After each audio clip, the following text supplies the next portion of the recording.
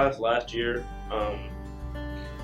I wanted to experience kind of like what goes on, what happened during this time period. I want to learn more about it because I knew about it beforehand, but ultimately it was just completely different to what I expected. I was brought in Mr. Hawkins' room and he asked me if I wanted to go on this trip, and I was pleased to be asked to be on this trip.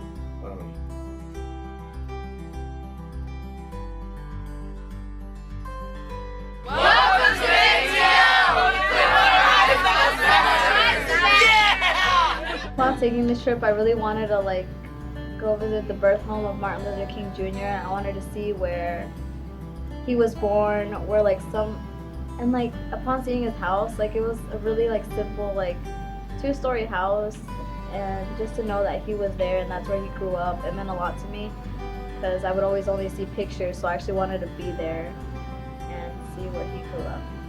I think it was just an honor just to be where Martin Luther King was standing, preaching, and just being in the same church and the environment that he was and his family was.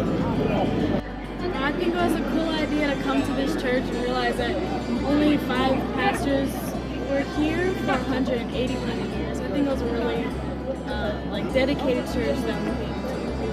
Really cool.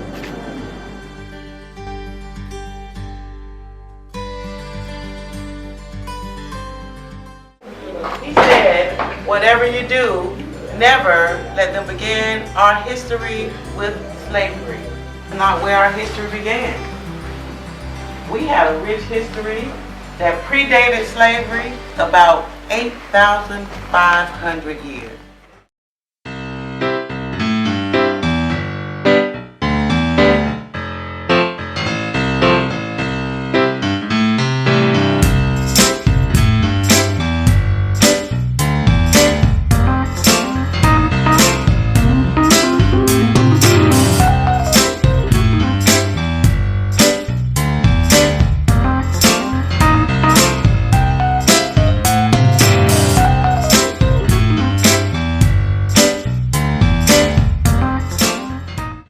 Honestly, I think out of the whole entire trip, the most memorable for me was in Atlanta. We went to the final museum, which was the National Museum of Civil and Human Rights. It was so interesting, and it just really impacted me a lot.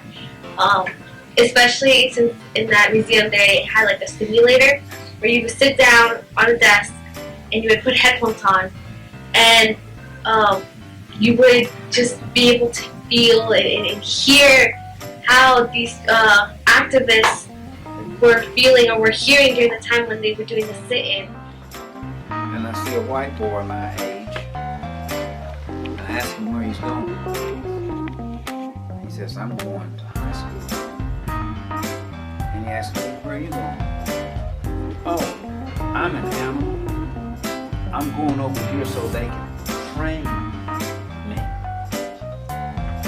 They can't teach me because by my very nature, I don't have the ability to learn, but I can be trained. I can be trained.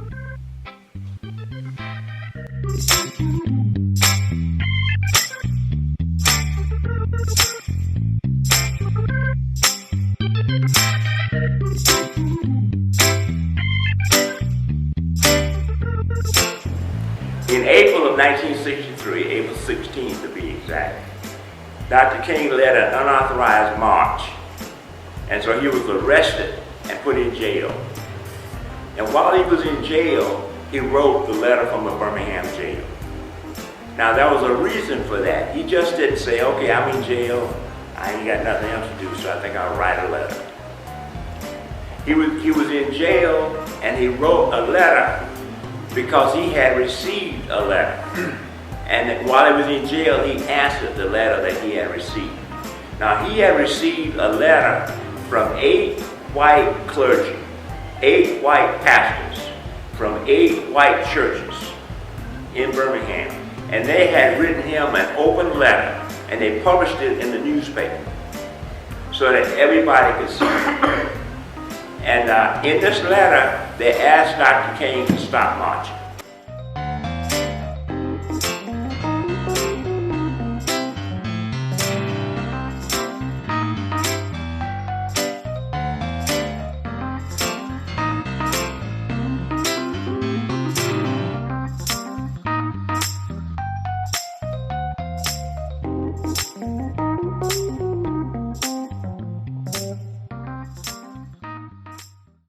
can't go all the way, but I had to come to see you today.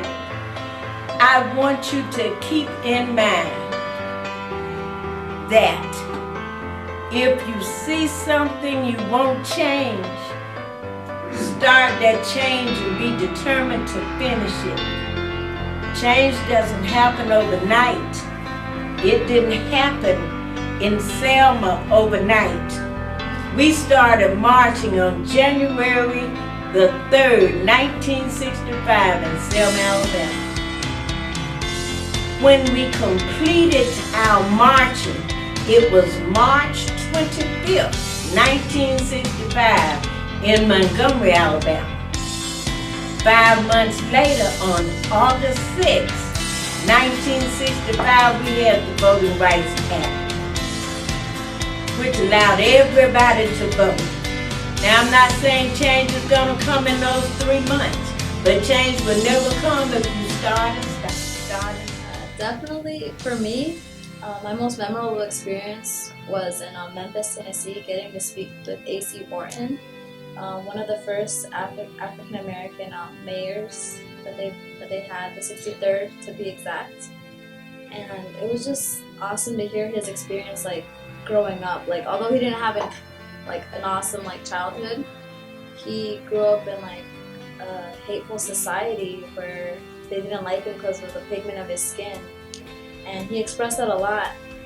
And something that really got to me and made me really think, and it kind of related to me personally, was that there was a point where he didn't want to be the color that he had on his skin. He wanted to wash it off one day and brush it off to a point where maybe one day he won't be that color.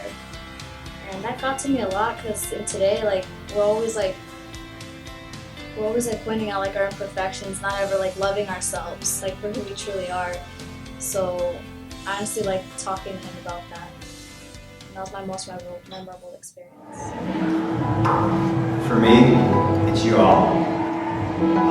We were really, when I'm thinking back 2 years, 3 years, when we started this whole project and this plan and this class, was all about making you all look at the past, think about the past, and how are you going to change the future, and thinking. And when you leave Cloher High, you're going to take that with you, and that's what it's all about. And us adults are really proud of what you've done.